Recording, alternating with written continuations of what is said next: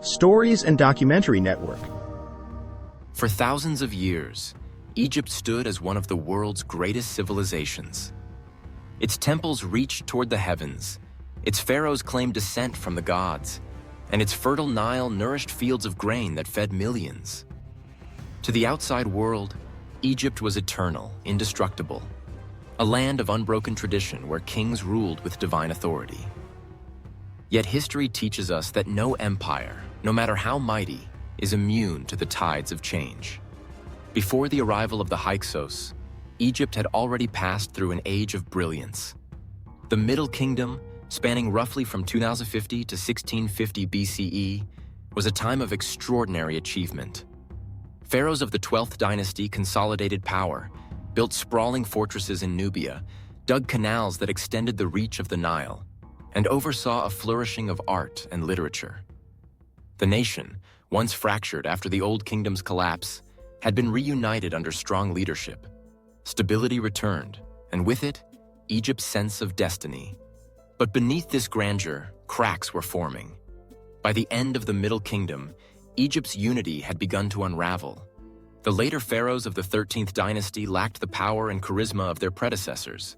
Their rule was often brief, their authority contested, and their grasp over distant territories weak.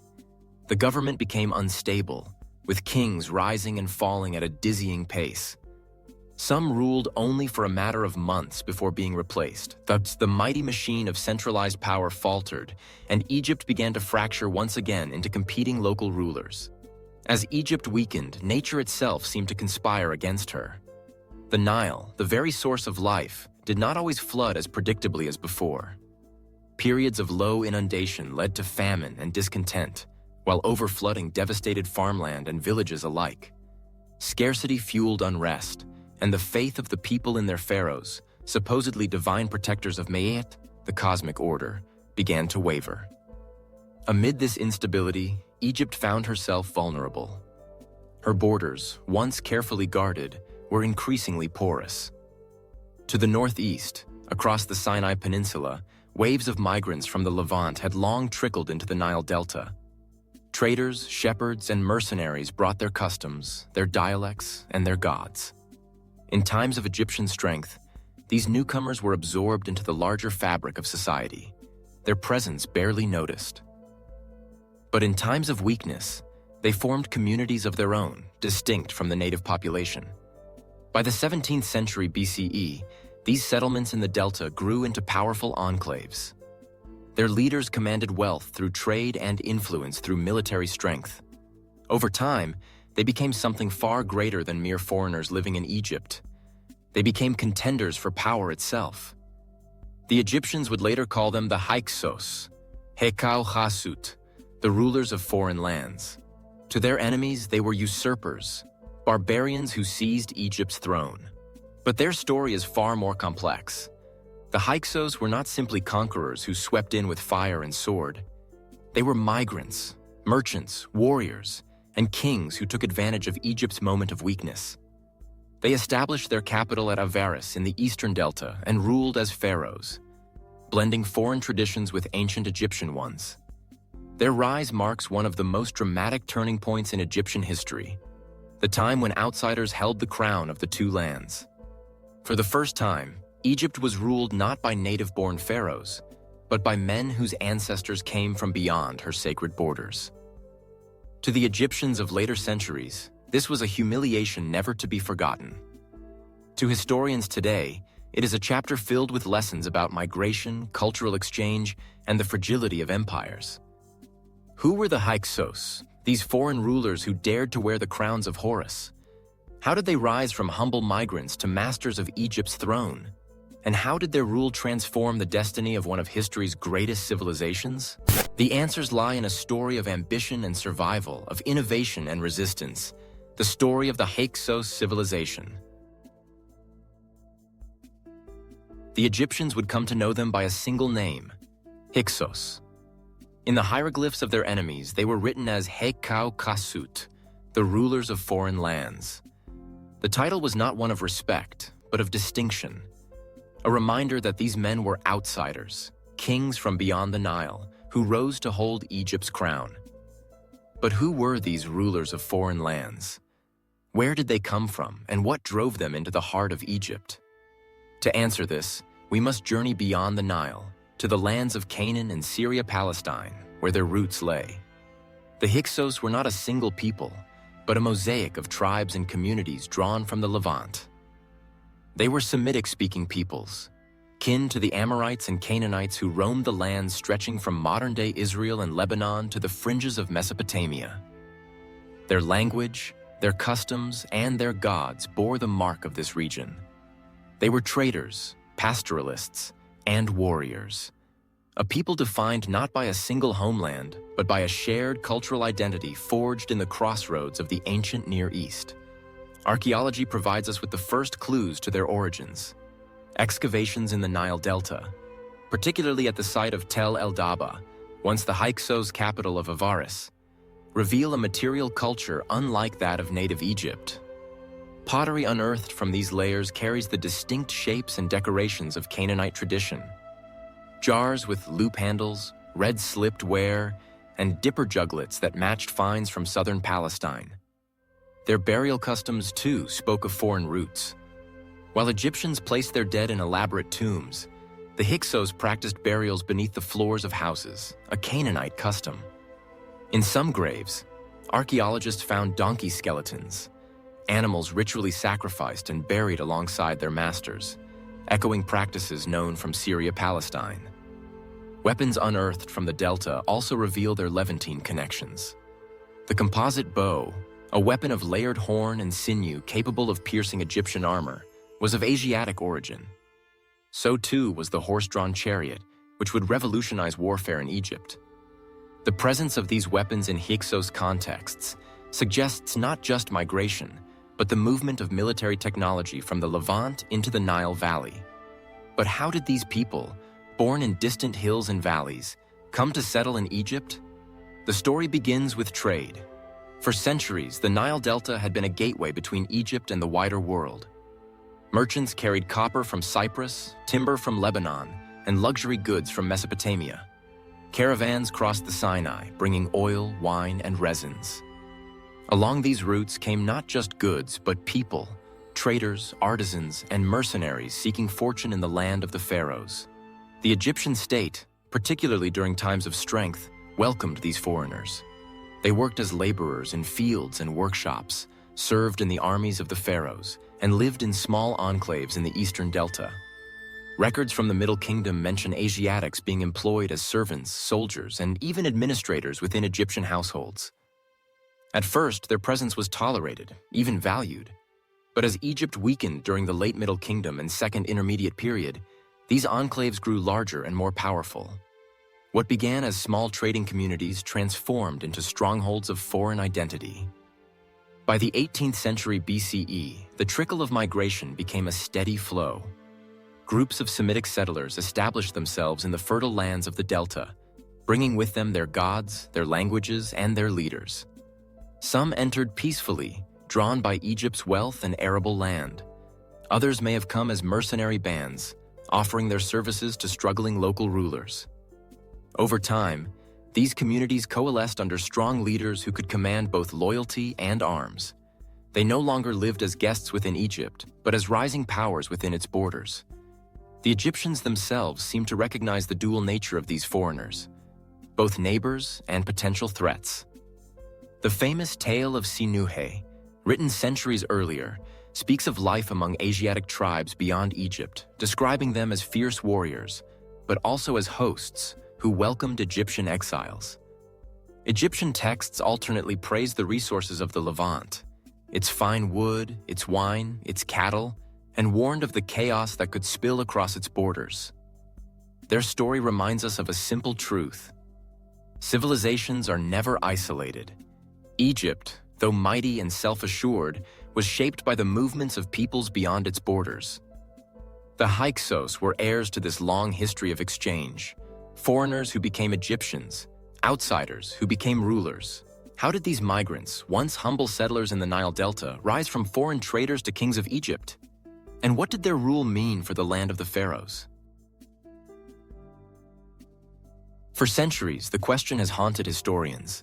How did the Hyksos enter Egypt? Were they invaders who stormed across Egypt's borders, toppling the pharaohs with fire and sword? Or were they migrants who slipped quietly into the Nile Delta, growing in number and power until their presence could no longer be ignored? The truth, as so often in history, lies somewhere in between. By the 17th century BCE, Egypt was a fractured land. The once glorious Middle Kingdom had crumbled into disunity. Kings of the 13th dynasty ruled briefly and without strength, their power limited to small regions. The central government, once a mighty force commanding armies and great building projects, was now a shadow of itself. Egypt's borders lay vulnerable, and into these cracks the Hyksos entered. Their entry was not a single event, but a process that unfolded over generations. Gradual infiltration best describes their earliest presence.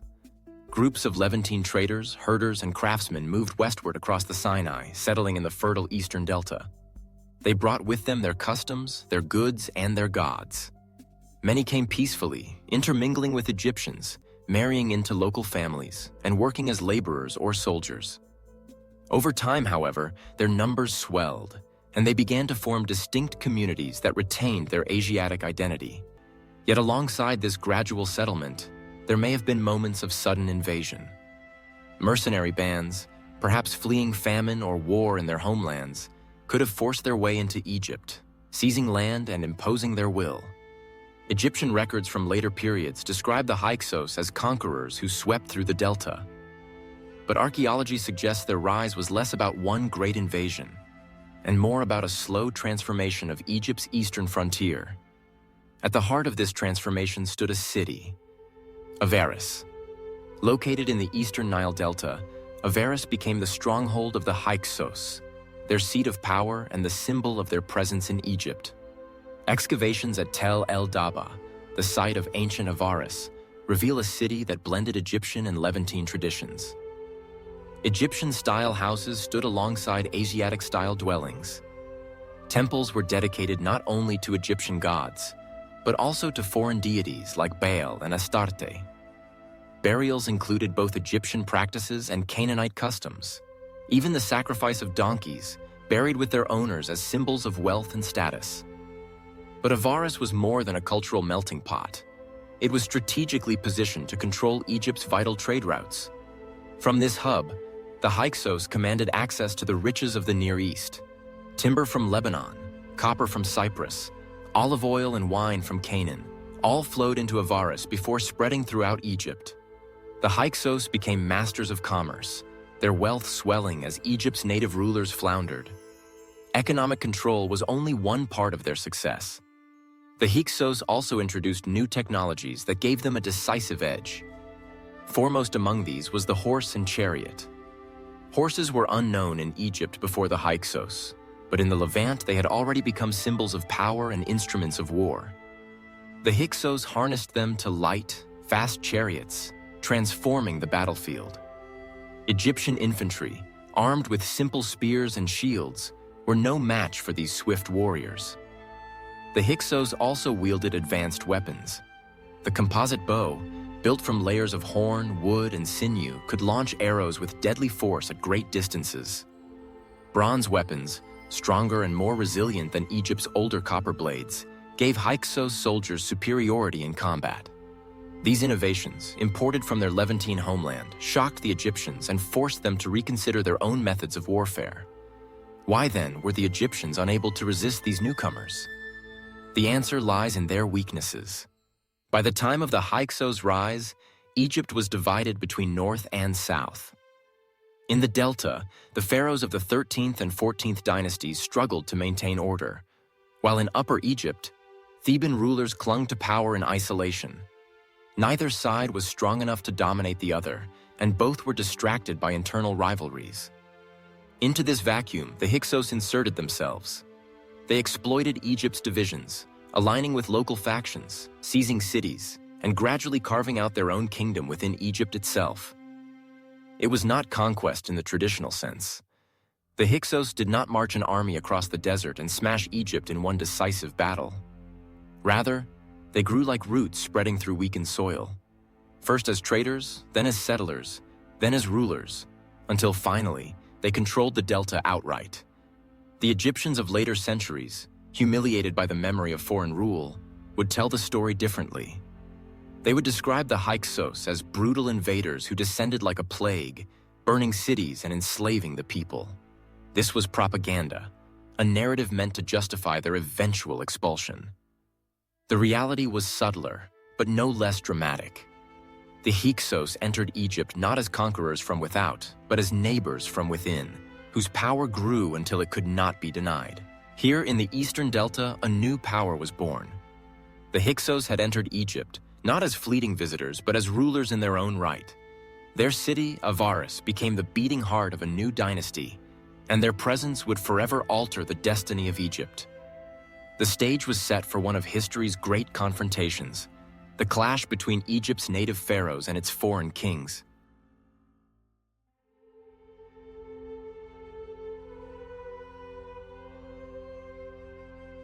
By the middle of the 17th century BCE, Egypt was no longer the unified, invincible kingdom it had once been. The glorious Middle Kingdom had collapsed, leaving behind a patchwork of local rulers, each clinging to fragments of authority. Pharaohs of the 13th dynasty had reigned in name only, their power confined to limited regions, their rule often lasting no more than a handful of years.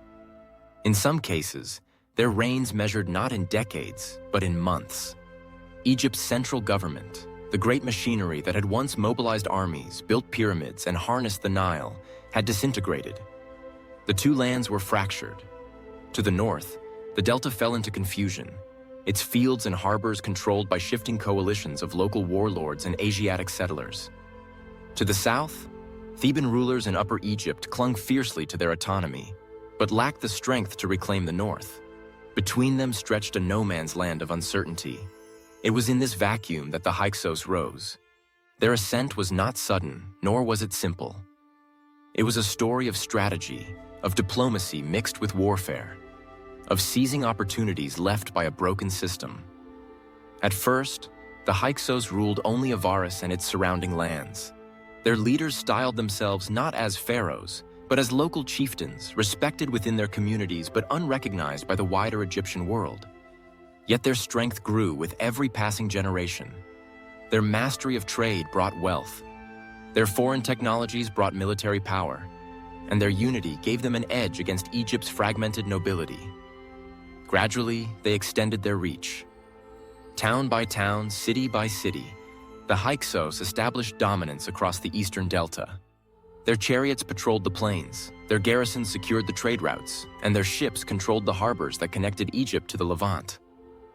By forging alliances with some Egyptian factions and defeating others, they built a kingdom within Egypt itself. And then, in one of history's great ironies, these foreigners took the most Egyptian of titles, Pharaoh. Thus was born the 15th dynasty of Egypt, a dynasty not of native Egyptians, but of Hyksos kings. From their capital at Avaris, they declared themselves rulers of the two lands, heirs to Horus, chosen of the gods. Their names were inscribed on scarabs, their decrees issued in hieroglyphs. Though foreign by blood, they wrapped themselves in the symbols of Egyptian legitimacy. Their rule was both foreign and familiar. On one hand, they brought their Levantine gods and customs, blending them with the Egyptian pantheon. Chief among these was Seth, the Egyptian god of storms and chaos, whom the Hyksos identified with their own storm deities, like Baal.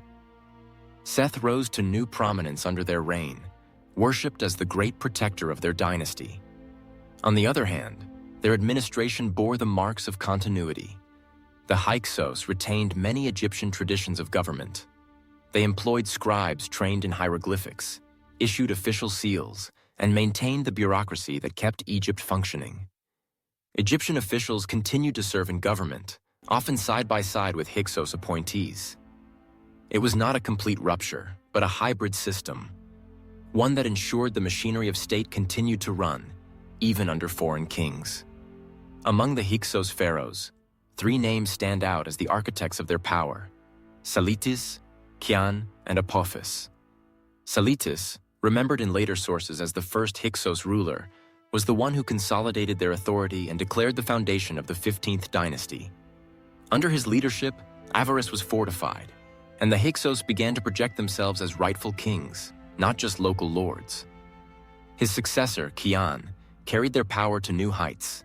Scarabs bearing his name have been found as far afield as Crete and the Near East, suggesting a vast network of influence and trade. Kian may have been the most cosmopolitan of the Hyksos rulers, forging connections that extended Egypt's reach beyond its traditional borders. His reign marked the high point of Hyksos prosperity, a time when their authority was recognized both within Egypt and abroad. Then came Apophis, also known as Apepi, the most famous of all Hyksos pharaohs. Apophis ruled for decades, a long reign that symbolized both the stability and the tension of Hyksos rule. He clashed with the Theban kings of Upper Egypt, engaging in a cold war of letters, threats, and sporadic battles. Apophis styled himself a true pharaoh, but to the Egyptians of Thebes, he was a usurper, a foreigner defiling the throne of the gods. The rivalry between Apophis and the Thebans would set the stage for the wars of liberation that followed. But while Hyksos kings thrived in the north, Egypt remained divided. In the south, the Theban rulers of the 17th dynasty governed as independent pharaohs. They refused to recognize Hyksos authority, clinging to their identity as the true heirs of Egypt's legacy. The land was split in two: Lower Egypt under the Hyksos, Upper Egypt under the Thebans. Between them stretched a frontier bristling with tension, a border not of stone, but of cultural pride and simmering hostility. To the Egyptians of Thebes, the Hyksos were barbarians, foreigners who corrupted sacred traditions, desecrated temples, and humiliated Egypt by sitting on its throne. To the Hyksos themselves, they were legitimate rulers, kings who had claimed power by right of strength and prosperity. In their eyes, they had not destroyed Egypt, but revitalized it, linking it to the wider world and introducing innovations that would shape its destiny. Thus, Egypt entered one of the most unusual chapters in its long history, a time when two dynasties ruled side by side, one foreign, one native. Neither could fully destroy the other, and both claimed the divine right of kingship. For more than a century, this fragile balance endured as the Hyksos consolidated their kingdom in the north and the Thebans nurtured their resistance in the south. For now, though, the Hyksos reigned. Their chariots thundered across the delta, their seals marked official decrees, their gods were honored in temples. They were kings, not of their homeland, but of Egypt itself. And as their power reached its height, they could not have known that their very success was sowing the seeds of their downfall. At the heart of this transformation was Avaris, the Hyksos capital, located at modern-day Tel el-Daba. Excavations reveal a thriving, cosmopolitan city with influences stretching across the eastern Mediterranean and the Levant. Unlike earlier Egyptian cities, Avaris displayed a distinctly Levantine character. Houses constructed in Near Eastern styles, spacious courtyards, and mud brick fortifications. Cemeteries around the city held burials that mixed Egyptian customs with Canaanite practices, such as donkey burials alongside warriors, reflecting the importance of these animals in transport and warfare. This blending of traditions created a society that was both Egyptian in setting and foreign in spirit. Life in Avaris was vibrant and bustling. Its strategic location near trade routes made it a hub for commerce. Traders from across the Levant, Cyprus, and possibly even Mesopotamia passed through the city, bringing goods, ideas, and technologies. Markets displayed goods such as olive oil, wine, and luxury items previously uncommon in Egypt. The Hyksos did not simply impose their way of life, but built a hybrid community that thrived on economic dynamism and cultural exchange. Farmers in the Delta benefited from fertile soil, producing abundant crops that sustained both the local population and trade exports. Artisans flourished as well, creating pottery with distinctive Levantine motifs and jewelry influenced by both Egyptian and Asiatic styles. Religion under the Hyksos mirrored this cultural fusion. They introduced their own gods, particularly Baal and Astarte, who were deeply associated with storms, fertility, and war. These deities were gradually linked to Egyptian gods, creating a hybrid pantheon. Baal, for example, was identified with the Egyptian storm god Seth, a deity already associated with chaos in foreign lands. This syncretism made it easier for the Hyksos rulers to legitimize their power in an Egyptian setting. Astarte, the goddess of love and war, also found a place alongside Egyptian fertility goddesses, further demonstrating the blending of belief systems. Temples in Avaris reveal cultic practices that combined Levantine traditions with Egyptian ritual structures, a powerful example of religious integration. Perhaps the most transformative contribution of the Hyksos was their military innovations. They introduced the horse-drawn chariot, a revolutionary weapon that changed the face of Egyptian warfare.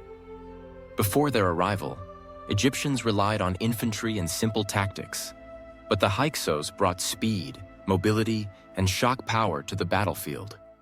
Horses, a new addition to Egypt, became symbols of elite status as well as strategic power. Alongside the chariot, they introduced the composite bow, which was more powerful and had greater range than traditional Egyptian bows, and bronze weaponry that provided stronger, sharper blades. These advancements did not just give the Hyksos an advantage, they forever altered Egyptian military traditions, as later pharaohs would adopt and perfect these technologies to build their empire. The economy of Hyksos Egypt was equally dynamic.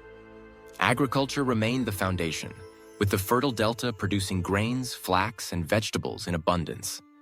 The Hyksos, however, enhanced trade connections, making Egypt part of a larger Near Eastern economy. They controlled access to vital trade routes linking Egypt with Canaan and Syria, and through these routes came timber, metals, and luxury goods. Such control made Avaris a wealthy and cosmopolitan city, one that rivaled older Egyptian centers in prosperity. Within Hyksos society, different groups played important roles. Women, particularly those of the elite, held positions of prominence, as evidenced by rich burials and depictions of noble women. They likely played roles in diplomacy, marriage alliances, and religious rituals. Artisans and craftsmen contributed to the unique blend of Hyksos culture, producing goods that reflected both Egyptian techniques and Levantine aesthetics. Traders acted as cultural mediators, ensuring that goods and ideas flowed in and out of the Hyksos kingdom. At the same time, the majority of the population consisted of farmers and laborers, whose lives remained tied to the land and seasonal cycles of the Nile. The multicultural nature of Hyksos rule also created a society in which foreigners were not merely conquerors, but neighbors and collaborators. Avaris became a true melting pot where Egyptians, Canaanites, and other Levantine peoples lived side by side. This coexistence was not always harmonious, but it forged a new social fabric that expanded Egypt's horizons. Even as the Hyksos were later demonized in Egyptian records, the reality of their society demonstrates a complex interaction rather than simple oppression. For many decades, the Hyksos' presence in Lower Egypt was tolerated. They had carved out their kingdom in the Delta, establishing Avaris as a thriving urban and administrative center. Yet their control over the entire Nile Valley was never absolute. The Theban rulers of the 17th dynasty, though subjugated and forced to pay tribute, retained their autonomy in Upper Egypt. This uneasy balance was fragile, marked by tension, humiliation, and a simmering desire for vengeance. The Thebans represented the heart of native Egyptian culture and tradition, and the fact that foreign Asiatics ruled over Egypt's fertile north was intolerable to them. The resentment is clearly reflected in Egyptian texts, where the Hyksos are portrayed as oppressors and desecrators of the land. This hostility formed the foundation of a resistance movement that would gain strength across successive generations. The first major figure to embody this resistance was Seqenenre Tao, sometimes called the Brave. He ruled from Thebes around 1558 BCE and is remembered today largely because of the gruesome evidence of his death. His mummy, discovered in the 19th century, bears the marks of violent trauma. Seqenenre's skull is fractured in multiple places, deep gashes and crushing blows inflicted by battle axes and blunt weapons. Scholars interpret this as evidence that he died in combat, or perhaps as a prisoner executed by Hyksos soldiers. The wounds on his body reveal the ferocity of the struggle between the Hyksos and the Thebans, a conflict that was no longer diplomatic but openly militarized. Seqenenre's sacrifice was not in vain. His death ignited a renewed determination among his successors to drive out the Hyksos. After him came his son, Kamose, who assumed leadership of the Theban resistance. Kamose was a bold and aggressive ruler, unwilling to tolerate the humiliation of paying tribute to foreigners. His determination is immortalized in the Kamose stelae, inscriptions that record his campaigns against the Hyksos. These stelae provide invaluable glimpses into the mindset of the Theban resistance. In them, Kamose declares his outrage at allowing Asiatics to rule the north and Nubians to control the south, lamenting that Egypt was divided and dishonored. He framed his struggle not merely as a political rebellion, but as a national and spiritual duty to restore Egypt to its rightful state. Kamose's military campaigns were daring. He launched expeditions northward, attacking Hyksos fortresses and disrupting trade routes. He also sought to cut off their lines of communication with allies in Canaan and Syria. The campaigns were not without risk. Thebes was still a relatively modest power compared to the Hyksos stronghold of Avaris, with its chariot forces and fortified defenses. Yet Kamose's victories emboldened the resistance and demonstrated that the Hyksos could be challenged. One of the most fascinating aspects of this struggle is the psychological warfare that accompanied it. Egyptian texts describe how Kamose engaged in propaganda battles with the Hyksos king Apophis Apepi. Apophis, ruling from Avaris, is depicted as outraged by Kamose's defiance and as attempting to intimidate the Thebans through letters and declarations. According to the texts, Apophis even complained about Kamose's interference in a dispute involving Nubia, framing him as a reckless disruptor. Whether these accounts are literal or rhetorical exaggerations, they reflect a clash of wills between two kings, one representing foreign domination and the other embodying Egyptian resistance. The conflict between Kamose and Apophis was not only military, but also ideological. Each claimed legitimacy as ruler of Egypt, and each sought to undermine the other's image. For Kamose, defeating Apophis was about restoring Ma'at, the Egyptian concept of order, harmony, and justice.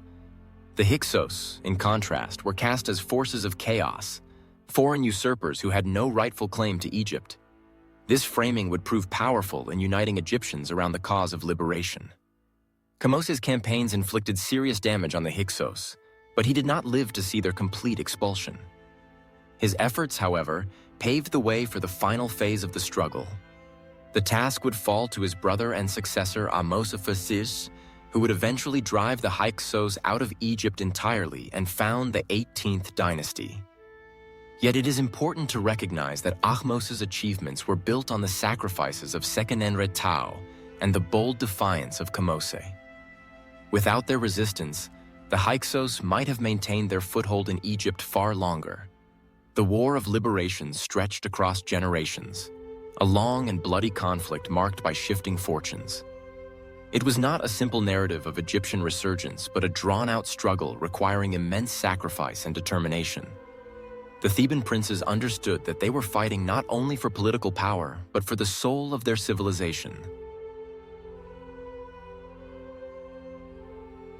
Ahmose's rise to power was both personal and national. He inherited the mantle of resistance from his family, but the task before him was monumental. The Hyksos had entrenched themselves in the fertile Nile Delta, controlling Avaris, Egypt's wealthiest city, and a network of fortified towns throughout Lower Egypt.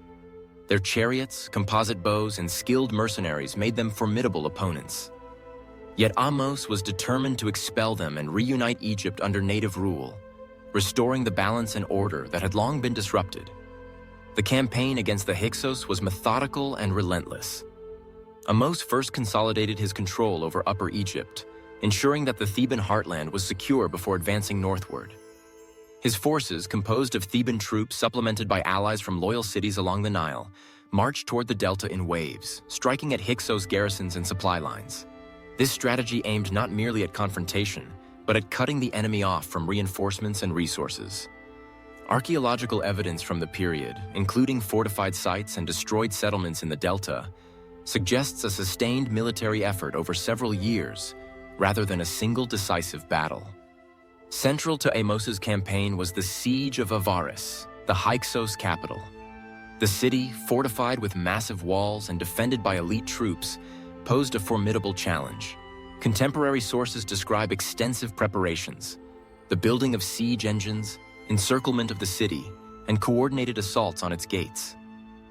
Egyptian military innovation, partly inspired by Hyksos technology, played a critical role. Chariots, once a weapon of the Hyksos, were now used by Ahmose's forces to devastating effect. The siege was long and arduous, marked by close combat, attrition, and strategic maneuvering. Eventually, the city fell. Ahmose's forces breached the walls, and Avaris was captured, signaling the collapse of Hyksos control in Lower Egypt. The victory was complete, but Ahmose did not stop there. He pursued the retreating Hyksos into southern Canaan, cutting off their escape routes and ensuring they could not regroup.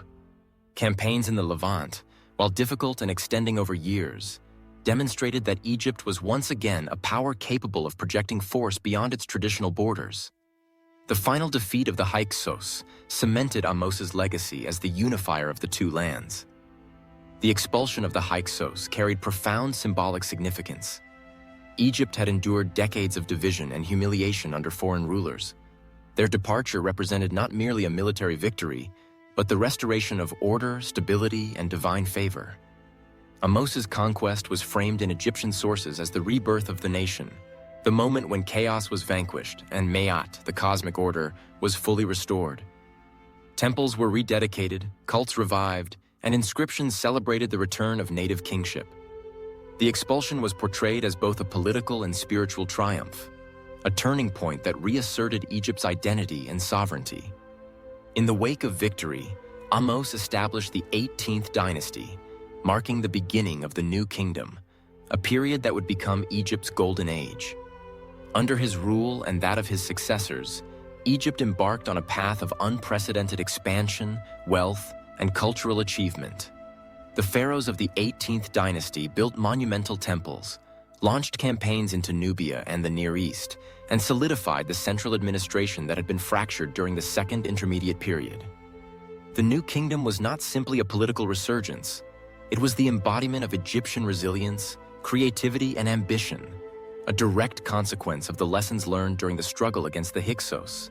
Yet even as Egypt celebrated its newfound unity and strength, the memory of the Hyksos was carefully preserved in literary and historical texts as a cautionary tale. Egyptian scribes framed the Hyksos as treacherous foreigners who had exploited internal weakness and brought chaos to the land. Their story became a powerful reminder of the dangers of division and complacency. Monuments, stelae, and temple inscriptions depicted the Hyksos not as integrated rulers, but as outsiders whose rule violated both earthly and divine order. By casting the Hyksos as villains in the national narrative, later pharaohs reinforced the importance of vigilance, strong governance, and cultural purity. Interestingly, the Egyptian portrayal of the Hyksos often exaggerated their brutality and illegitimacy. Archaeological evidence paints a more nuanced picture. The Hyksos were capable administrators, traders, and patrons of the arts, and they contributed technologies and cultural exchanges that influenced Egypt for generations. Yet for the Egyptians of the New Kingdom, emphasizing the Hyksos as a hated foreign presence reinforced national unity and justified the aggressive campaigns of liberation. Propaganda and selective memory became tools as powerful as the sword in shaping history. The fall of the Hyksos also marked a transformation in Egyptian military and political philosophy. The experience of foreign domination underscored the importance of maintaining a strong, centralized army and the capacity to project power along the Nile and beyond. Chariotry, once introduced by the Hyksos, became a mainstay of Egyptian warfare, and military strategy incorporated lessons learned from decades of resistance. Administratively, Egypt reasserted control over key cities, trade routes, and resource centers, ensuring that no future foreign power could exploit internal divisions as the Hyksos had.